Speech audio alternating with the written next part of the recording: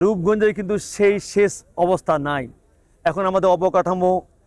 শহর উন্নয়ন এবং পর্যায়ক্রমে সেই ঢাকা শহর আস্তে আস্তে বিস্তৃত হয়ে এখন রূপগঞ্জেরও অনেক জায়গা এখানে আমাদের সেই ঢাকা শহরের মধ্যে চলে আসছে। সেই জন্য আর শেষ প্রকল্প শেষ জায়গায় নাই। তারপরও একটা বিষয় অত্যন্ত গুরুত্বপূর্ণ, যে এই যে 42 বছর আগে যে এইখানে আমাদের যে সেখানে জাইকার যে জাপানি মেশিনগুলো আমার যেখানে আমরা যে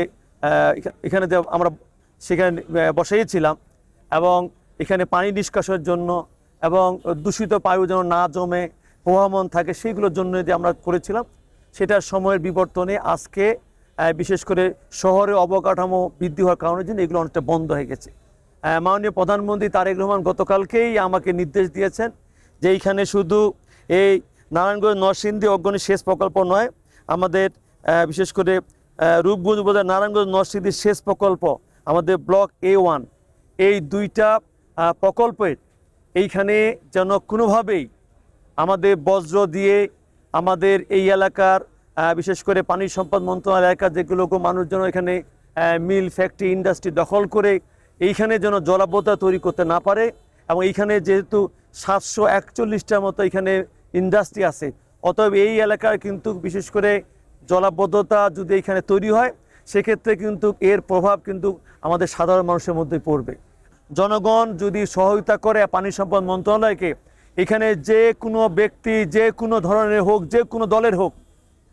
যত ক্ষমতাবান হোক, ইনশাল্লাহ পানি সম্পদ মন্ত্রণালয় আমাদের যে পরিকল্পনাগুলো আছে সেই পরিকল্পনা বাস্তবায়ন করার ক্ষেত্রে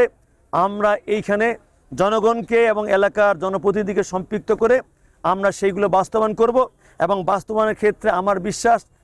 আমাদের আজকের এইখানে যে পরিদর্শন, সেই পরিদর্শনের মধ্য দিয়ে যারা যারা এখানে অবৈধভাবে আমাদের জায়গা, আমাদের বিশেষ করে আমাদের খাল তারা